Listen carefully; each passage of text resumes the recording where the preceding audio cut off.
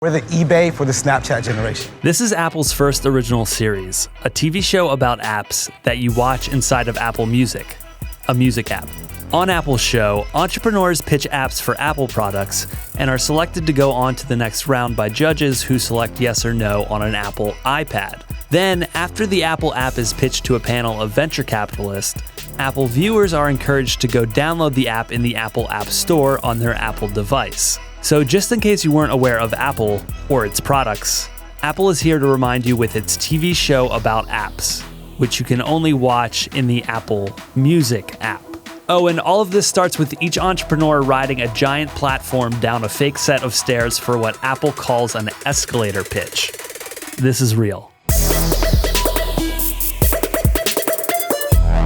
Many television critics and tech enthusiasts seem to hate Apple's television show, with comments like, "A bland, tepid, barely competent knockoff of Shark Tank. Won't be fun to watch for anyone. I found it tedious to watch." And "Planet of the Apps simply isn't a good show. And the real shame here is that Apple has produced 9 more episodes." Many developers seem embarrassed by the show too. Business Insider reported that a software engineer who had worked for Apple for over 7 years building things like HomeKit for iOS tweeted, "Today I am ashamed to work for Apple. This is embarrassing, and not what we work hard for." He deleted his tweet and coincidentally quit Apple a month later. Spearheading these new production efforts is longtime Apple executive Eddie Q. Eddie knows a thing or two about keeping his finger on the pulse of culture. In fact, he recently got a lot of attention on Twitter during the NBA Finals after he seemingly yelled at Rihanna to sit down. Eddie claims he was yelling at someone else, but regardless, he created some great reality TV. But why would anyone want to go on a reality show about apps? Perhaps it's for the opportunity to work with one of the celebrity judges, like will.i.am. We went from selling gramophones and music being played on gramophones to music being played on iPhones. And now we have iTunes. Though Will has had some questionable business practices with his music, guests of the show might want to choose him as a mentor based on his visionary tech products, like this gold-plated iPhone case with a built-in 14-megapixel camera and physical keyboard, or his Pulse smartwatch, which Dan Seifert from The Verge called, quote, "the worst product I've touched all year." If an entrepreneur would rather get into the lucrative business of selling snake oil, they might want to choose Gwyneth Paltrow. Gwyneth runs Goop, a lifestyle brand which sells products related to all kinds of unscientific advice. What is earthing? They say that we've lost touch with sort of being barefoot in the earth and that there's some type of electromagnetic thing that we're missing. That and is so true. It's good to take your shoes off and walk in the grass. Okay. I don't know what the we talk about. Or developers might want to work with Jessica Alba.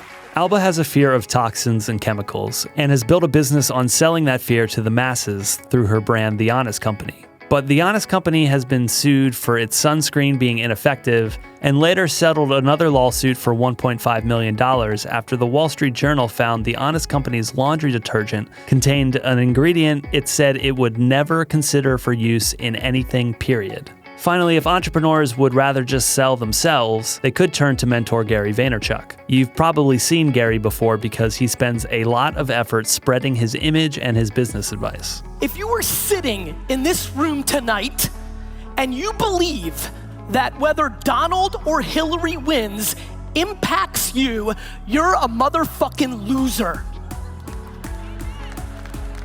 But employees at VaynerMedia, Gary's creative agency, might not like him as much as he seems to like himself. The company's Glassdoor profile is flooded with bad reviews from people who worked with Gary. One from this May read, "CEO is a joke, and the rest of the company follows suit. The studio is a racist, sexist hellhole."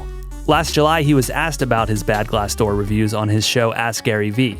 Gary acknowledged that most of the reviews seemed to be genuine, but failed to address any specific complaints. These are people that are not happy with the way we're doing things, but I think the problem is the silent majority. Instead saying that anonymous platforms like Glassdoor paint an unfair picture. You look on the internet, you see the loud minorities dictate a narrative. That doesn't explain why his approval rating on Glassdoor is 21% lower than the average for all CEOs across the site. But being an entrepreneur can be pretty cutthroat. Cut your loser friend and go find a winner friend.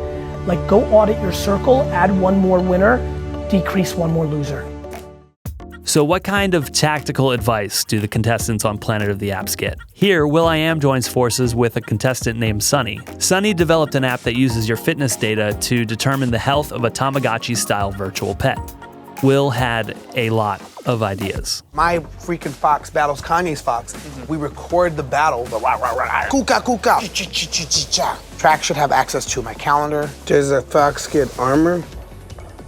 Should have access to my Instagram. Can I talk to my fox? Not yet, but that's really exciting because Siri... No, I'm not talking about that. Okay.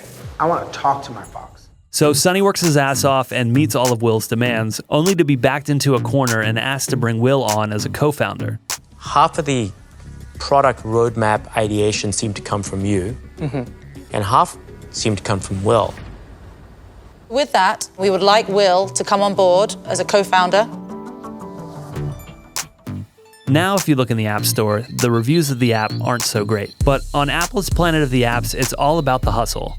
And contestant Andrew Comendo knows that. In a promotional tweet that Apple has since deleted, Comendo reportedly said, "I rarely get to see my kids. That's a risk you have to take." Comendo's app is an interface for using augmented reality to put virtual furniture in a room. But the judges convince him to change his business model and take his underlying AR technology and license it to other businesses. You could also use this for fashion. Would you be open at all to really thinking about a B2B environment, not just a consumer play?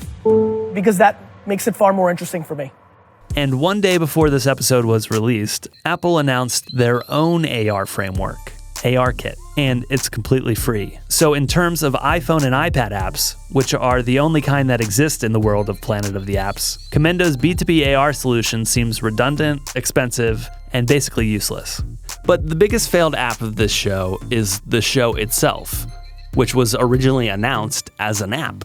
What it is also going to be is an app, which is really meta and cool and circular, but also the dimensionality of what the show itself can be in living in 3 dimensions. That app is nowhere to be found. Instead, the show is just a linear reality TV show inside of a music app.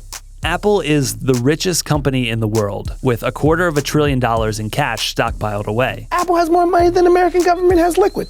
CNN Money pointed out that Apple could buy all of Disney or all of Comcast and still have $65 billion in the bank. If any company can afford to make good television, it's Apple. But things may get worse before they get better. The next show Apple plans to debut is Carpool Karaoke, a TV-length version of James Corden's already stale late-night television bit. I'm a sucker for cornrows and manicured toes. Hey, Finnegan free pants and parasuit go. Oh. Apple recently hired 2 high-profile executives from Sony Pictures Television. And if they're serious, they should cancel these 2 shows from unhinged dad Eddie Q and start by investing in quality television the way Netflix and Amazon did. But Apple's not backing down yet. They're still singing the praises of Planet of the Apps and plastering the stars all over television. But perhaps with time and some new leadership, Apple can get back to the thing that has historically made it special: taste. The only problem with Microsoft is they just have no taste. The way that we're going to ratchet up our species is to take the best and to spread it around to everybody so that everybody grows up with better things.